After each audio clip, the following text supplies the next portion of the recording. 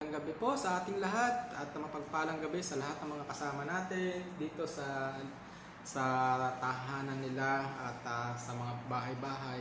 Gandang gabi po sa inyong lahat, mapagpalang gabi.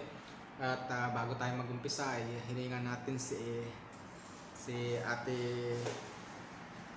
Ate Jen para sa opening prayer. Lord Father God, salamat po Panginoon sa opportunity ngayon gabi Father God na muli po ay makapag-aral ng inyong salita Lord. Salamat po Panginoon na binigyan mo ng pagkakataon na magsama sa aming muli. Salamat po Panginoon sa buhay ng bawat isa na nandito. Walking to their lives Panginoon. And also for the viewers Panginoon na makikisama sa amin sa pakikinig Lord God, pag nanonood sila. I pray that the words that you will send and anoint to Pastor Carlo Lord God ay ibahagi namin Panginoon sa mga manonood, ganun po sa buhay ng bawat isa namin. And Lord God, na sana po Panginoon na ingatan niyo po kami at lugayan palagi po. This is all our prayers in the name of Jesus and say, Amen. Amen. Thank you, Lord. Hallelujah. So, good evening once again sa lahat. At patuloy tayo sa pag-aaral ng salita ng Diyos. Welcome sa online Bible study ng World Fellowship Church. We are so glad na makasama namin kayo sa gabing ito. Review lang tayo for the last Tuesday natin pinag-aralan. Of course, the Lord Jesus Christ, one of the metaphor or sinasabing tawag sa metaphor, symbol of the Lord is I am the door. Sabi ng Panginoon sa John chapter 10 verse 9 na I am the door. If anyone enters by me, he will be saved and will go and go out and will find a good pasture. So the Lord Jesus Christ is the door, and of course meron din tayong pinag-aralan doon na si Jesus Christ have a 3 uses of door. Tatlong uses ng door. One is Jesus is the door to heaven and salvation. Good evening po sa inyo. At mapagpalang gabi. Salamat po sa pagsama sa amin sa gabing ito. At si Jesus is the door to heaven. And sabi nga ng Panginoon sa John chapter 14 verse 6, I am the way, the truth, and the life. No one comes to the Father except through me. At sabi rin ng Panginoon sa Acts chapter 4 verse 12, sino nakaka-recite? Mag-recite kayo, Acts chapter 4 verse 12. Hindi nyo na wala nang memorization ha. Memorize tayo, Acts chapter 4. Salvation is found in no one else, no other name which we must be saved. O yun ang memory verse yan, Acts chapter 4 verse 12. Huwag tayo makalimot sa ating mga memory verse. Lagi practice natin. John 3:16. Jesus is the door to heaven, salvation. Ito, pambata na lang. Baka hindi pa natin alam yan. Ha? Okay, so let's move. Sabi rin ng Panginoon na enter the door in the straight gate. Sabi ng Panginoon sa Matthew chapter 7, 13 to 14. Sabi niya, wide is the gate. Diba? Broad the way leaded to destruction. So napakaraming nakakapasok sa mga malalaking daanan kasi malaki nga madaling pumasok. Pero sabi ng Panginoon, sa makipot na daan, maraming hindi nakakasumpong nito kasi nahihirapan silang pumasok sa pintuan na yun. At yan ang sinasabi ng Panginoon na I am the door and I am the gate to heaven. Sabi ng Luke chapter 13 verse 24, strive to enter in the straight gate. So si Lord, yan ang kanyang isa sa metaphor ng Panginoon. Ano ba yung sabihin ng metaphor sa sa Tagalog? Metaphor is sa ibang salin is symbol or comparison. 'Di ba? Jesus will compare in the door. So si Lord is like a door, sabi ng Panginoon. So kung sino man ang hindi papasok sa pintuang ito at dumadaan sa ibang daanan, siya ay mga magnanakaw, sabi ng Panginoon. At sino mang nauna sa kanya at hindi dumaan sa kanya ay mga magnanakaw. So yun ang tawag ng Panginoon. So sabi nga ng Panginoon sa John 10:10, yung mga magnanakaw, di ba? The thief comes only to steal, to kill, and to destroy. Di ba? Yan ang ano. So second uses of door as a metaphor of God o kahalintulad ay comparison, kahalintulad, sabi ng Panginoon, kung siya ang Panginoon ay door to heaven or salvation according to John chapter 10 verse 9, siya rin ang door to answer our prayer. So yan yung number 2, door to answer prayer, the Lord Jesus Christ. Meron ba kayo naalala na verse para sa Panginoon na sinabi niyang siya lamang ang daan para masagot ang ating mga panalangin? Ano? Yung siya lang ang daan para masagot ang ating panalangin. Without Him, hindi tayo makaka-receive ng mga panalangin. Ha? Okay, pwede rin po. Tungkol sa prayer, Philippians 4:6-7. Okay? So, yung sinambit na the Lord, yung in His name, yung sa pangalan niya, ay makakatanggap kayo if you ask in my name. John chapter 16, verse 24. The Lord Jesus Christ is door to answer our prayer. So, siya po yung door. Kung hindi po sa Panginoon, walang masasagot na ating panalangin. Kaya kahit panalangin tayo ng panalangin ng paulit-ulit, kahit pa maraming beses tayo nanalangin pero hindi nasasagot ang ating panalangin pagkat wala tayong Jesus sa ating buhay. Hindi tayo kilala ng ating tinatawagan. So dapat kilala tayo ng tinatawagan natin. At dapat meron tayong access. Paano ba nagkaka-access? Paano tayo kaka-access sa Panginoon para masagot ng ating panalangin? Access natin kay God. Di ba, pag may pray tayo, paano ginagawa natin? Di ba? Ha? Oh, yun. Is the access. And yung kung itatopic natin doon sa ating pinag-aaralan, di ba, ang Panginoong Jesus din is the mediator between man and God. Di ba? So siya ang access, and today ang ating kasama natin ay yung banal na Espiritu, di ba? So sabi ng Panginoon, John chapter 16 verse 24, until now you ask for nothing in my name. Wala pa kayong hinihingi sa pangalan ko. Saan tayo pala nahingi? Kaya naman kay God. Sabi niya, until now you are not asking in my name. I don't know where you are asking. Ask and you will receive, so that your joy may be made full. Sa pangalan ng Panginoong Hesus. Kaya nga tayo, alam mo, lagi tayong mayroong in the name of Jesus sa closing. Kasi doon lang tayo magkakaroon ng attestation yung ating prayer. Walang attestation ng prayer kung wala ang Panginoong Hesus. Walang kumbaga walang password. Para bagang sa laptop, bubuksan mo, may password, di ba? Hindi mo bubuksan yan. Sa cellphone, para mabuksan mo, dapat may password yan, di ba? Minsan nga, hirap-hirap doon sa ATM. Oo, sa ATM. Minsan fingerprint, pinakamahirap ay yung Sa iPhone. yung sa mga anak ko, mga nila, mukha. Ay, di pagtulog, nabubuksan namin, gaganyan namin. Ay, nung nasa mahirap na. sa fingerprint na. At saka yung mata sa iPhone, ang hirap din sa iPhone. Oo. Ang hirap nang buksan yung mga cellphone nila dahil Matalino. Doon sila magagaling eh. Tawa nga sa mga cellphone. So sabi niya, kung tayo walang magbubukas, wala tayong access, hindi tayo makakabukas. Kagaya rin ng prayer.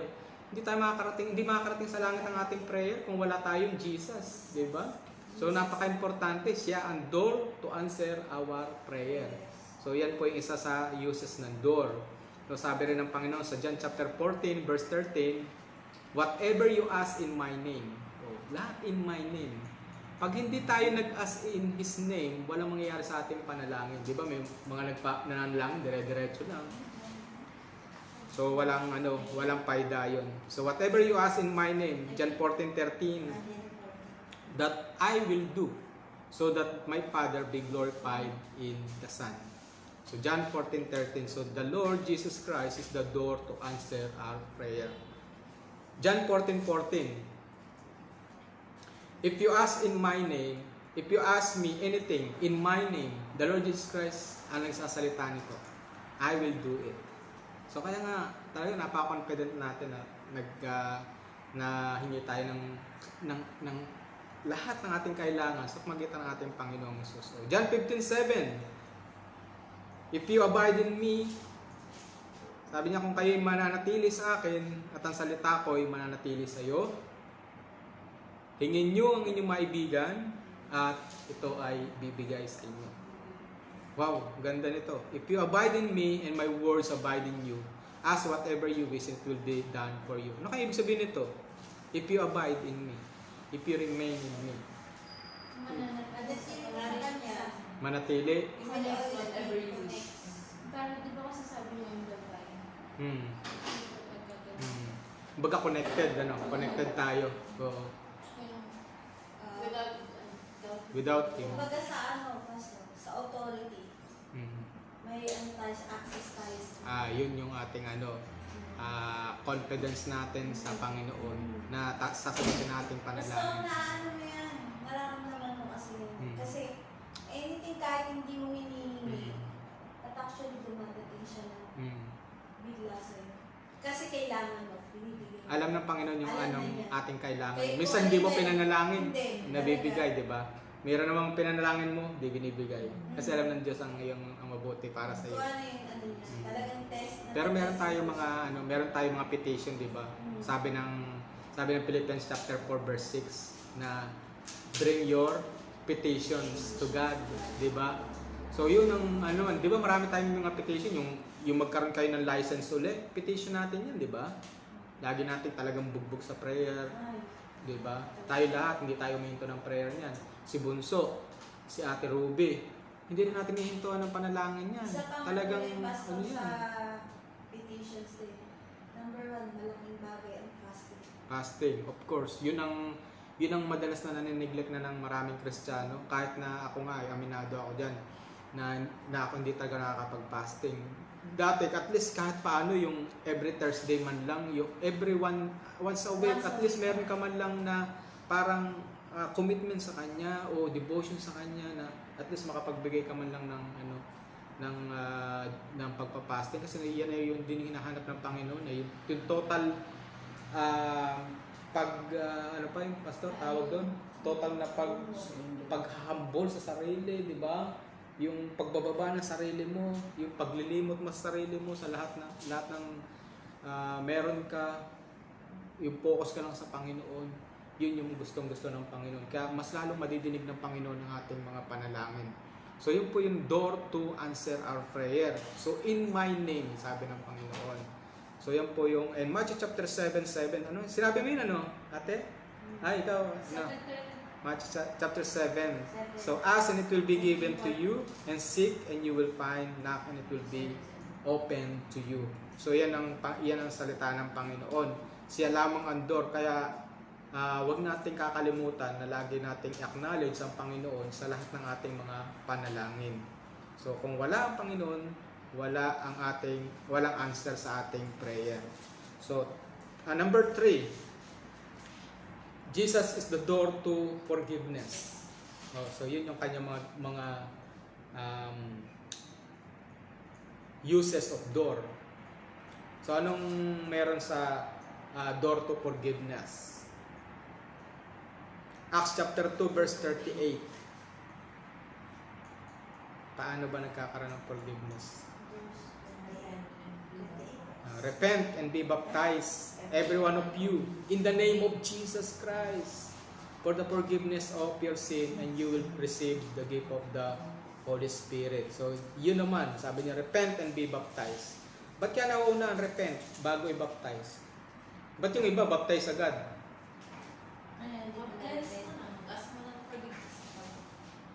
yung mga yung mga ano, yung mga Accept the sins. mga nakasama yung sa mga anak ko noon, sabi na papabaptize na raw sila kasi kailangan daw yun. Sabi ko, ba't nauna ang baptism?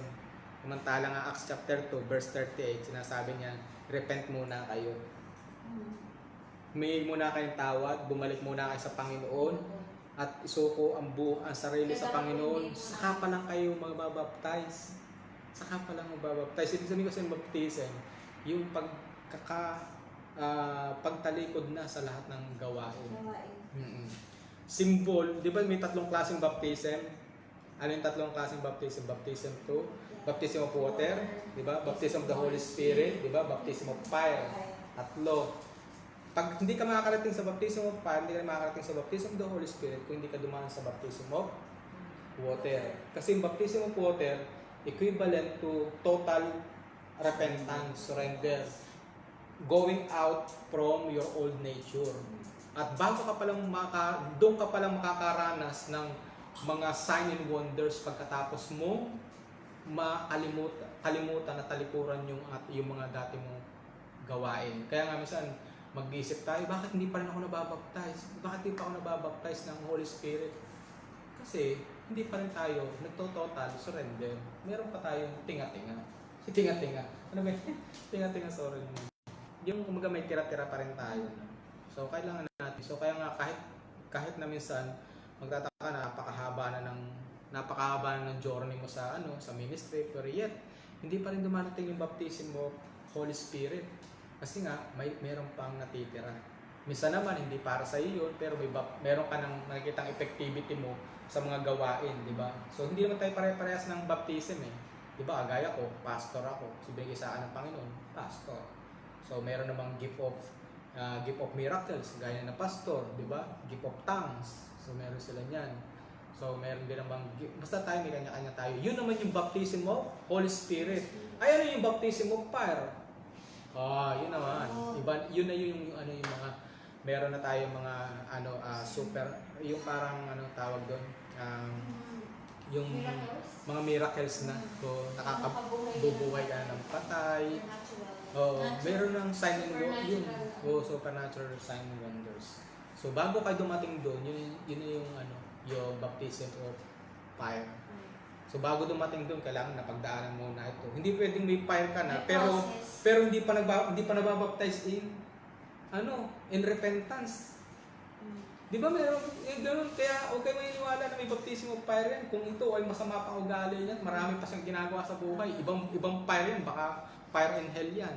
Kaya hindi pwede, kailangan gradual yun eh. Kailangan mag-uumpisa muna, mabaptize ka muna in repentance. Di ba? Kaya sabi ni Paul, sabi niya, alam niyo ba, natanggap niyo ba ang banal na espiritu? Ano po yun? Nabaptism na ba kayo? Opo, nabaptism na kayo. Nabaptism na kami. Nino? Ni John. Baptism ni John. Dapat ito, di ba? Tinatawag baptism of repentance ang tawag doon. So, yung pa yung baptism of repentance lang. Kaya nga nung pinatungan naman ang kamay ni Paul, yun, nag-speak in tongues, nagkaroon sila ng miracles, nakapag-lay in hands, gumaling ang mga may sakit. So, yun. Tapos yun yung kasunod ng baptism of fire. So, yun na yung mga bunga ng banal na espiritu. So, yun naman po yung repent and be baptized, every one of you, in the name of Jesus. So, kailangan tayo muna ay mag-repent sa Panginoon. So, si Jesus lang ang tanging daan natin para tayo ay makapaghingi ng tawad. Dati, ano bang ginagawa natin, di ba? Manalangin tayo ng 10 beses, luhod ng pamula sa pinto, hanggang sa altar, akyat hanggang sa 100 way step to heaven, ganyan. Tapos, di ba mayroong mga ganun, di ba? Sa kamay ni Jesus, kamay ni Jesus, pamula sa baba, paluhod pa, pagdating mo sa taas, paknot ang paa, ay wala pa rin nangyari, di ba? Tapos pabalik din, pag hindi pa rin ka pinatawad sa taas, baba ka, paluhod uli, pag ganun, para hindi magpapago. Gumulong na. Ayan, mga pasto Lumano yung di ba, Semana Santa. Semana Santa. Mga nagpapako na. Papako na eh. Masabi Paano po. kayo? Pangklas. So yan, mahirap Wala yan. naman nilagay So, walang sa, nangyayari. ano, diba, pastor? So, Wala naman nilagay sa Bible na magpapako kayo. Wala. Kasi sabi ng Panginoon, it is finished, done. Wala na pwede. Blasphemy na nga lang pag ginagawa mo pa na yung ano. Ang City Palabras. Pag ginagawa mo pa, ano eh, hindi na. Kaya nga, wala nang kabuluhan yung mga ginagawa ng maraming tao na panata-panata pa, di ba? Kasi last Jesus. Mm. Ano yun? Ano yun? Sa nung naipako na siya dito. Yan, City Palabras yan. Panata-panata pa yan. So hindi na natin kayang bayaran yung ating mga kasalanan. Pwede man sana tayo magkakaroon yan. Itong tao na mag-preach sa yung anong ibig sabihin ng sinabi ng Jesus na it is finished, Father, we've been. Yan. Hindi man tayo mag-ano niyan. Kasi hindi man natin isisilip yun. Oo. Kasi sinabi niya, Kaya nga nung ano, for David na kaya nga yung iba nakiki-Esther. Actually yung Esther, ibig sabihin Europe. Europe yun. So Europe pagka Sunday. kaya ginagawa, kaya sobrang kaano ng tao, hindi na naintindihan. Yung ano, Nangyari na sa tao, ginaya-gaya na lang. Pero actually, ang dapat happy resurrection. At least, nire-remember mo yung pagkabuhay ng Panginoon. Sabi nga ng Panginoon, remember me. Remember this. Sabi ng Panginoon. Huwag nating kakalimutan yung kanyang suffering. Yung ano. So kaya nga at least. Tapos ang symbol ay itlog ng Panginoon.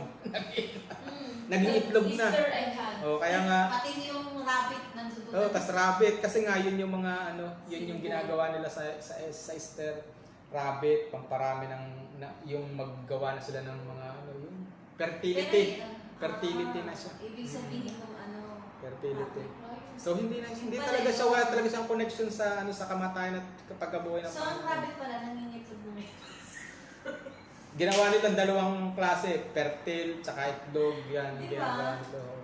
Kaya nga sa Japan may ganyan, yung day of fertility. Kasi ang kanilang Diyos ay yung penis. So, ganyan. So sa atin, hindi natin talaga Meron din pastor, isang bansa din, yung Bhutan. Ganyan din. ganyan din.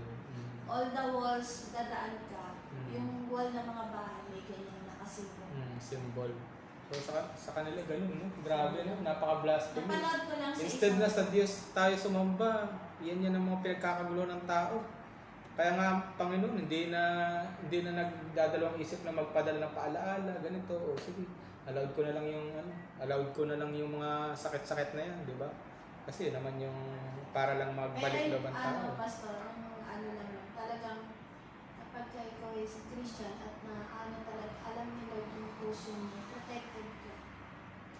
So ganun po, hindi po natin makukuha ang ating mga pagpapatawad sa ating sariling mga gawa, di ba? Ano ba sinabi ng Ephesians chapter 2, verse, ano yan? Paborito natin, 8 to 9. For by grace. For it's by grace you have been saved through faith, not by your good works. But it is the gift from It is a gift from God, so no one can boast. Kasi nga, kala ng iba pwedeng i-work out ang kanilang mga gawa, salvation, lahat na, Pero marami naman pastor, pati forgiveness. gumagawa sila ng good deeds, pero nakapost sa social media. O yun, Which is pwede ba yun? Hindi eh, sa Sinabi ni Panginoon. Lord, kung gagawa ka ng kabutihan, you should not announce. Oo. Take heed. Oo. Hindi mo papaalam. What you done in secret will reward. Sa much more. So kaya nga tayo, dapat hindi tayo nag-broadcast. So ibig sabihin, yung forgiveness, hindi natin pwedeng i-work out. Hindi natin pwedeng gumawa ng para makapambayad sa kasalanan natin. Ay ngayon, Sabi lang, ito para sa tao na lang kayo, yung Mm. mga nasa social media. mm, Para sa tao na lang. kala ng maraming tao na sabi nga eh, nakikipagtalo pa sa akin na by na lang daw sila. Yung gumawa lang na mabuti para patawarin ng Panginoon. Nasabi ng tao na Sa Biblia yung ba ganyan. ito? Na gumawa ka na mabuti para kay patawarin. So yun nga, ang Panginoong Hesus lamang ang door to forgiveness. So yan is Acts chapter 2 verse 38. And another is Ephesians chapter 1 verse 7. In Him we have redemption through His blood. Kay Jesus, meron tayong ano yung redemption? Kaligtasan through His blood. The forgiveness of our trespasses according to the riches of His grace. So through His blood, we receive forgiveness. Through His blood, we receive our cleansing, righteousness. Through His riches and grace. Ephesians 1 verse 7. So wala pong sasabihin ng iba na ganyan ang daan para tayo mapatawad ng Panginoon, sumama kayo sa aming samahan at tayo siguradong patatawarin ng Panginoon.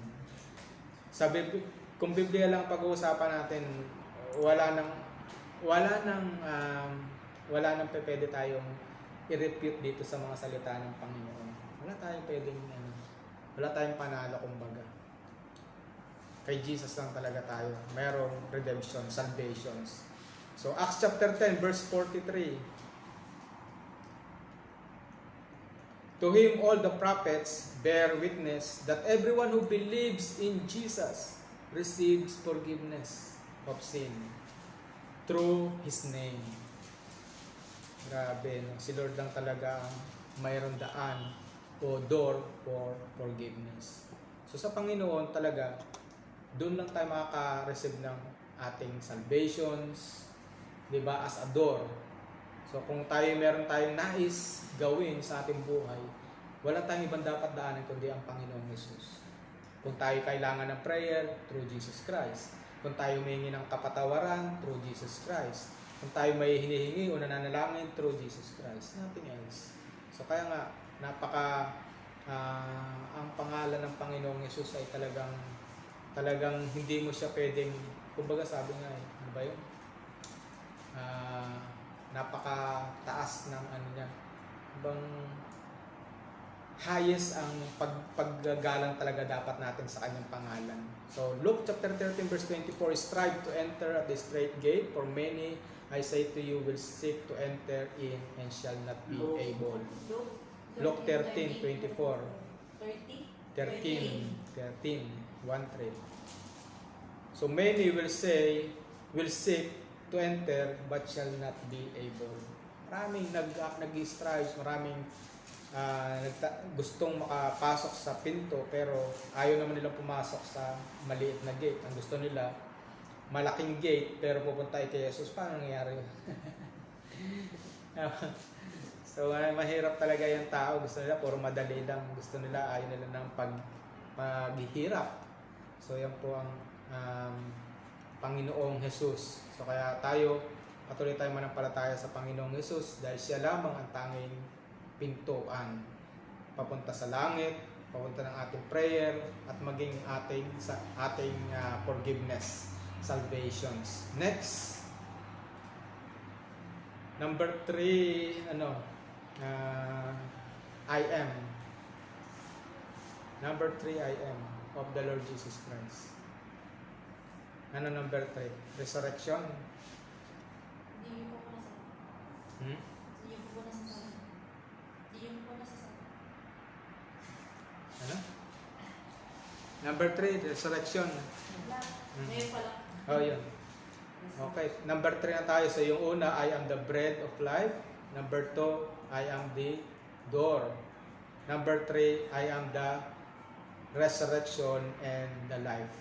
What is resurrection? Tagalog. Ano resurrection sa Tagalog? Pagkabuhay, tama po.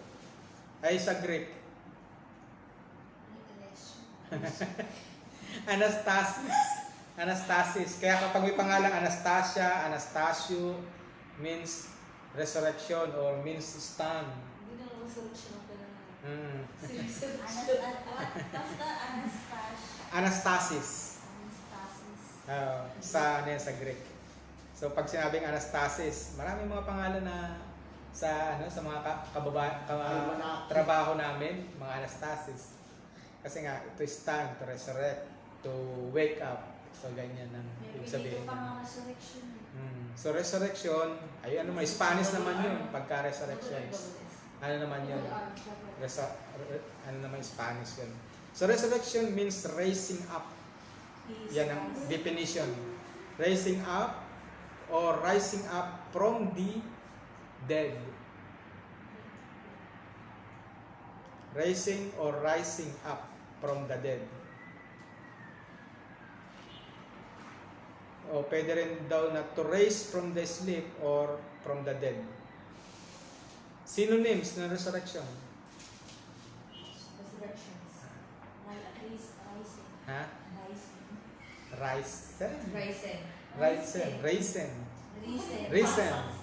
Parang pasas na. Risen. Risen. Okay, risen. Risen from the dead. Ano pa? Ano pa? Pagkabuhay. Mamaging toge na yan. Pinatubo, nag-stand. Seryoso ka kasi. Ano pa? Dali. Wala. O sige, dagdagan ko na. Revival. Restoration. Nire-revive yung buhay.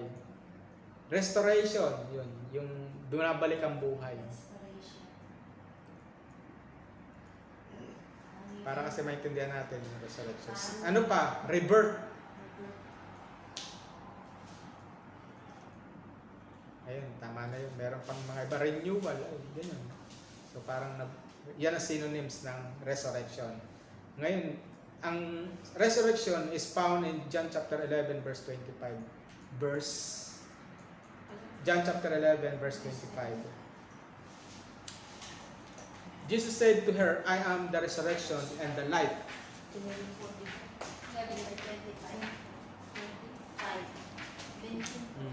Whoever believes in me, though he die, yet in me shall he live. Ano kaya ibig sabihin yan? Sa inyong ano lang? 11:25. 26, 11:25, 26. Pwede po. Ano ibig sabihin kaya sa isang biglang ano? Sa simple yung hermeneutics, kumbaga pagkakilala, pagka-understanding. Sabi niya, pagtatagalogin ako ang pagkabuhay, di ba? At ang buhay. Kasi di ba po after that day, like, may life. May life. May life ulit. Life saan pupunta? Sa heaven. Sa heaven! Yun! Ay, ako ang resurrection. Ibig sabihin, lahat tayo mamamatay. Mabubuhay ka. Amen. Kasama Yun. si Lord. Yun. So, sabi ng Panginoon, I am the resurrection. Ibig sabihin, lahat tayo mamamatay. Pero sabi niya, siya rin ang buhay. Paano sa... Amen. So, tayo may eternal life. So, paano... Dugsong yan ang ano, Pastor? John 3:16. John 3:16. Oh. Dugsong siya kasi Whoever believes in me, shall not perish but have everlasting. ganun din ang ano niya dito. Whoever believes in me, though he die, yet in me shall he live. Same ng ano. Parehas lang, ano? Parehas lang siya. So, I am the resurrection and the life. So, tayo palang mamamatay, ano? Lahat. Kaya nga tayo dun sa, ano, sa Genesis, lahat tayo dapat mamatay para tayo mabuhay. Buhay. Parang kakaiba, eh, no? Parang, ano siya, eh, no? Parang weird. Kasi, bro, kailangan pa natin mamatay para mabuhay. Yung iba naman, Pero kasi, Pastor, yung buhay na yun, nakasama si God. si God. Si God, eternal na yun. Eternal. Forever na yun. Amen. So, sino man kung ang Panginoong Hesus ay nabuhay, sino lang kaya ang mabubuhay? Sa tao, sa atin. Lahat ba tayo mabubuhay muli? Lahat ng believers. Oo. Wala, Yung eternal life yung pinag-uusapan natin, ha? Eternal life. lahat ng believers. Lahat ng believers lang. Oo. Kasi ang Panginoong Hesus lamang ang na-resurrect. Siya lamang ang muling nabuhay. So therefore, lahat lamang ng kumilala at nananampalataya kay Kristo siya lamang din ang bubuhayin.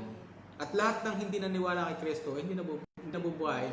Kundi, babangunin sila ng Panginoon sa ayon sa salita ng Diyos, pero itatapon na sa impyerno. Yun ang kanilang second punishment. Pero sa atin, eternal life. So kaya nga, paano yung hindi kumilala kay Kristo? Walang resurrection. Kasi ang resurrection, equivalent to renewal, rebirth, restore. Diba? Mabubuhay ulit tayo ng eternal life kasama ni Kristo. Kasi sabi ng Panginoon, He is the life. So therefore, yung lahat ng mga followers niya, believers niya, meron ding life. Will be saved and will have life. Eternal life. Paano yung wala? Walang connection kay Christ. Kaya nga, alam mo yung mga kinukwento natin minsan, yung mga kakilala natin na ayaw tanggapin ng Panginoong Yesus dahil lang sa maliliit silly matters na hinahanap nila. Ang dami nilang hinahanap. Na hindi pa nila intindihan ng napakasimpleng mga salita ng Panginoon. Kahit pa ito ay English, hindi ito nasa original na translation.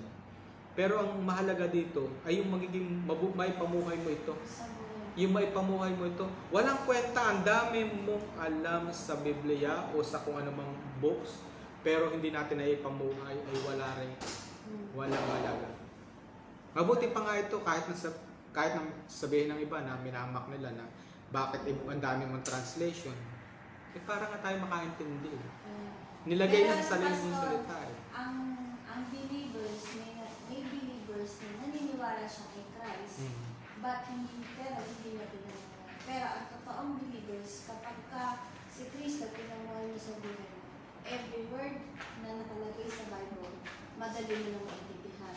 Pero yung may believe, naniniwala kay Jesus Christ, pag pinabasa mo ng Bible, walang ano ng Holy Spirit. Walang guidance ng Lord. Hindi nila maintindihan kung ano talaga yung nakalagay sa Bible. Ngayon, nagbabasa tayo. Pagka binasa namin sa sinabi mo, naiintindihan. Kaya nga, kasi nga tayo, merong nagpapaunawa ang banal na Espiritu. May guide diba? talaga. May guide tayo. So kaya nga, ang lahat ng mga mabubuhay lamang, dahil ang Panginoong Yesus ay nabuhay na maguli. Therefore, ang lahat ng believers ay mabubuhay na maguli. Yung mga hindi believers, hindi tumanggap kay Kristo, bubuhayin na yun sa Judgment Day. Para lang itapon sa impyerno. Magsisisi na nga lang sila, bakit may pa kami binuhay? May tatapon mo lang pala kami. Igagatong mo lang din pala kami sa kalan. Oo. Kaya nga lang, talagang naawa lang ako dun sa mga taong matitigas ang ulo. Kahit na kami, di ba parang si Noah, preach siya. Sabi lang siya ng sabi, pero kita mo, wawalo pa rin lang anak, naligtas. Papalad na nga lang tayo ngayon dahil tayo ay church na pupunta sa Panginoon, na tayo mimimit ng Panginoon. Pero ano, Pastor, there was a saying, paulit-ulit, history repeats itself. Yes. Kaya nga tayo, wala tayong sawa rin sa pagde-deliver ng message. Mas ano lang tayo, mas blessed lang tayo kasi talagang si Lord, piniprepare niya tayo, meron pa tayong pagkakataon. May pagkakataon pa. Tapos ngayon, habang natagal yata, parang tingin ko, mas lalo natigas yata ang tao ngayon. Totoo. Tingin nyo? Totoo kasi. No? Parang mas lalo natigas ang tao, mas Pastor, no? marunong pa sila Ngayon, sa Bible. parang natigas lalo ang isip ng tao ngayon, yung mga puso ng tao ngayon. Instead na... Yan, social media. Oo.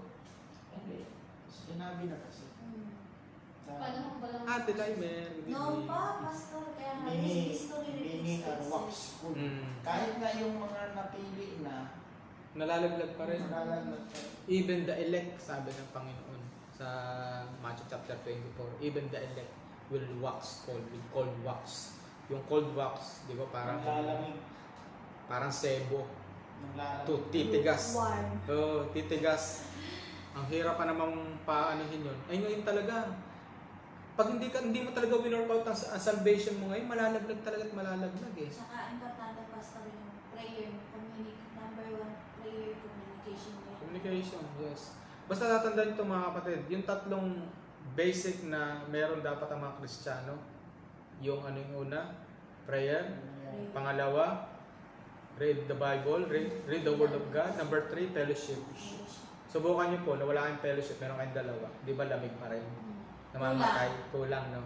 Subukan nyo may fellowship ka lang pero wala kang prayer. Di ba kulang pa rin? Subukan mong meron kang fellowship, meron kang prayer, pero wala kang word of God na basa. Wala pa rin, di ba? Then, so kailangan yung tatlo na yun, sama-sama, 3 elements na... 3 elements. Um, Tapos, Trinity. Same lang. Opo. So, yan po ay merong ano, parang bagang tinatawag na typology. Yung mga ganun na parang kaparehas na Kaya nga pastor sa amin ni Jen, blessed kami pagka yung Friday worship talaga. Kami sa Kaya nga kahit na sa ano lang, sa pastor, social media. may Bluetooth ako. Habang gumagawa ako, nakikinig ako. Nakikinig kayo. Ganun na lang ginagawa. Plus worship, no? Tapos nagugulat sa akin yung, kasi wala siya. Nagugulat sa akin yung customer kasi nag-i-amen ako. Tapos pati prayer, nakapikit ako.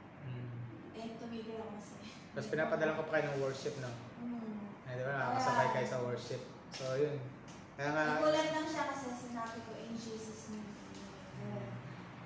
Stand in your faith, stand our faith. Huwag tayong mahiya. Huwag mo ikahiya. Huwag kang matakot. Oo. Hindi kasi ng pangalan. Magpakilala nga tayo na tayo yung Kristiyano. Huwag tayong mahiya na hindi tayo Kristiyano. Meron nga, baka tayo i-deny ng Panginoon. Mahirap na. Pagdating ng panahon. Oo, sabi na. Those who deny me, I will deny too in my Father's presence. Ang hirap kaya nung pag-deny. Ay, hindi ko kilala yan. Nagpapalayas kami ng demonyo, Lord. Nangangari kami sa salita mo. Di ba? May salita siyang ganun.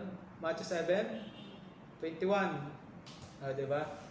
Sabi ng Panginoon, not all will enter. Not all who say, Lord, Lord, Lord. Di ba? Will enter the kingdom of God. Di ba?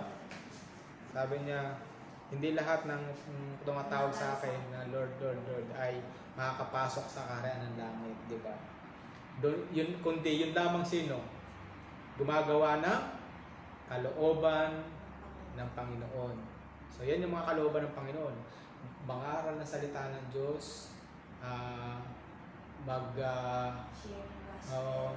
love others, love one another, di ba?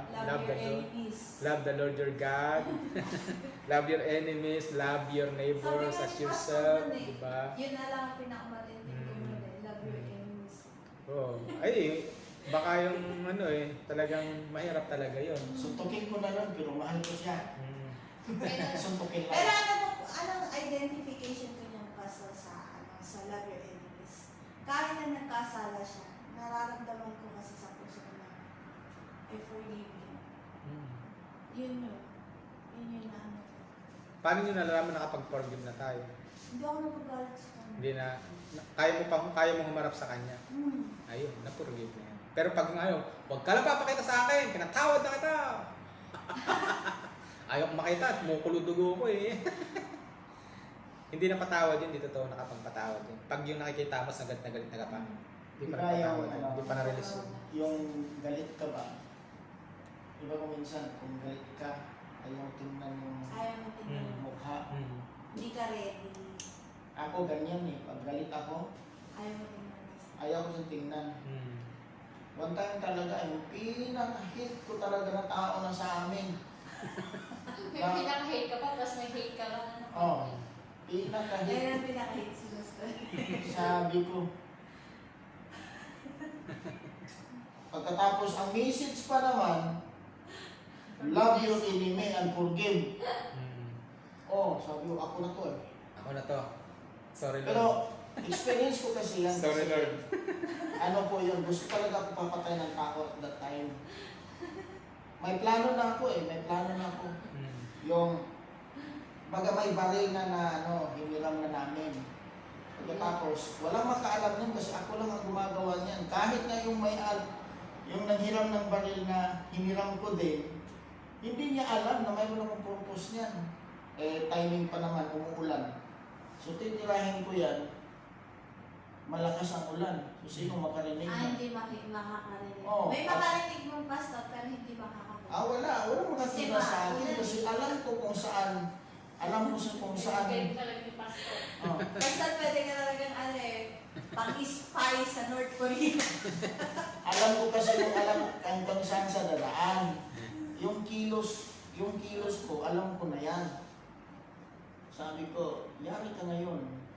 Sabi ko, itong araw na to, yari ka mamayang gabi. Sabi ko. Di ba? Pagkatapos, umattend pa ako ng service ha. Mm. Umattend pa ako ng service. Pero talagang si God talaga, in-spare talaga ako. Kasi ganito ang nangyari. Umupo lang ako doon sa huling upuan. Nakaganon. Kunwaring nagpipray ko. Hanggang ganon lang. Kasi ang isip ko, ang focus ko hindi Yun yan. sa ano to. Yung sa gagawin ko. Mm. Missionary, kinawag ako. Pag ganun pa ako, ang akala ko hindi. Pagkunwari pang... Tinawag ka. Tinawag ikaw. Ano, nangakala ko na. Pagkunwari na hindi ako. Talagang ginanon na ako sa mga kasama ko. Huy, ikaw! Punta ka daw doon. Ako! Pagpunta ko doon, nag-tackle ha. Ako lang tinawag. Ano sinabi sa'yo? Sinabi, may plano ka, ganito. Ganun. Nireview ka lang. Talaga, Pastor? Talaga, tinuro ako. Diba? Ganito ka, ganito ka. Ayaw siya talagang ano yun. Pagkatapos, May- pero hindi lang niya minensyon Kung ano Oo, gagawin mo? kung ano anong yun? gagawin ko. Ah. Pero minensyon talaga niya nga, ito yung plano mo, ito yung plano mo, ganyan ka, ganito ka. Lagot. Di ba nakaka-guilty? Pastor? Nakakaya to sa pinagplanuhan mo. Then, ano pa, talagang, alam ko na talagang na-deliver ako na yung ugali na yan. Mm. Kasi sumusukan ako ng dugo. Mm. Mm. Kasi blood na yan eh. Blood yung kukunin mo sa kanya. Parang Ah. yun. Naggusto ka siya ng dugo. Deliver to blood. Mm. Yun. Pagkatapos, nagulat ang mga pastor. Sabi niya, kapag mo talagang tao ah. Nagulat talaga ang mga pastor, sabi ng isa sa mga ano ko, yung advisor ko talaga. Kasi may advisor talaga ako na doon ako pupunta pag manghihina na ako. So, pagsabihan ko na nga yung advisor ko, papatayin na nga kaya ako ng tao ngayon. Review ko na ganun, oh Jesus name. Ay, ang galing talaga ni Oo. Jesus Christ. Kasi ako sa Nagawa talaga siya pamarang. ang ugali ko kasi, pag hindi talaga ako makarisbak, hindi ako makatulog yan. So, mayroon talaga akong... Pagkay ano talaga yung pastor. Pero alam mo, kung minsan, Pastor, ano yan eh, kahit nag-minister ka na, pag halimbawa yung medyo nang lamig ka sa prayer mo, yan, papasok yan. Papasok siya. Pagkatapos, May butas kasi. may ano pa, kasi noon meron akong yung pampalakas na hurin-hurin. Oo. Pampalakas. Kalakas. Oo. Meron siyang Meron ako na. Tukong-tukong. Ngayon, sinabi ko, Mm. biglang uminit yung ulo ko. Pagkatapos parang lumaki yung katawan ko. Binubuhat ko nga yung di bang haloblak dito na ang bigat na hindi mo yan buhat-buhat ng isang kamay. oo. Sa akin naman, 2 haloblak, ginanon ko sa kasama ko sa trabaho. Nagulat sila na ginanon ko lang 2 haloblak sa nila 2. Nag-refresh siya. Delikado. Nag-refresh siya. Pero nagano na ako noon. May ginawa akong, mayroon akong sinabi na nabigla ako nung nakapang-review ako. Parang may lumabas eh. Sabi ko. Pero muntik na talaga yung matamaan yung 2. Ay, yung banggali. Yung kasama ko. Nangungulit kasi eh. Ako, habang pasensya ko. Pero pag maubos na yung pasensya ko, lagot kayo. Pastor mo, ganito lang kahaba yung pasensya ko. Delikado. Isang beses kasi, ganito ako pag magalit. Basta 5,000 yun. Baka naman 5,000. Pag magalit ako, pag magalit ako, ganito kalaki ang tao. Lumiliit ang tao, kaya kung manuntok ako, madali na lang. Kasi pag magalit ako, ganyan ang tao, ganyan ang haba ang Ay, dati takot na takot. Dati namumula si Pastor, kitang-kita ko. Basta, 2 yun. Grabe. 5,000. Pulang-pulang si Pastor, tapos nag-aano yung mata niya. Naalala ko yung Tapos, yung ano mo, talagang para bang nakabanat lahat ang mga ugat. Sa sobrang galit. Hinawakan ko ng kamay eh. Gusto ko tingnan ko kay Pastor. Sabi ko, so, Pinigilan mo. nagpe-pray ako lang. Kailangan ko Alam ko wala akong magagawa sa nag-stare, ano. nag-intercede siya eh. Wala akong Pero magagawa. hinawak-hawakan ko Tapos, na talaga. Ina-eyes to eyes ko siya. Inaano ko yung mata niya, sabi ko. Parang kinakausap ko yung mata niya na hindi tutuloy. Kasi nakatingin din naman siya sa akin eh. Ganun din. Ganun. Yan, alam niya ang feeling yan, magalit ako. Tapos eh, nakapwesto yung kamay niya dito lang. Ginanon ko lang yung kamay ni Nor eh. Ginanon ko. Hindi kasi may ano, diba? May ano si Pastor ng martial arts. Hindi, sabi ko, Tapos siniyot na niya dun sa ano, di ba may butas may yan? butas sa ano, bakal. Sinuot na niya ng gano'n, ikagan na lang. Balik talaga yan. Dahil. Oo. Sabi ko, Nako. mas iniisip ko yan. Iniisip ko yan ng tatlong beses talaga, iniisip ko yan. Kung gagawin ko ito, madali lang. Gagawin ko ito, madali lang. Pero ang iniisip ko talaga, ang church, Lord. Ang church. Lalo kami hindi makakapag-ministry. Hindi, ang ginawa ko, ginanong ko na lang, pagkatapos kumistansya ako. Oo, kasi kung tutuluyan mo Ginanong ko na hawakan lang siya. oh. Pero, isang beses talaga, at apat na beses, pumunta talaga sa shop. Nung pumunta sa sobrang kong galit, natulungan ko kaya yan. Ginanon, pinaano ko sa pader.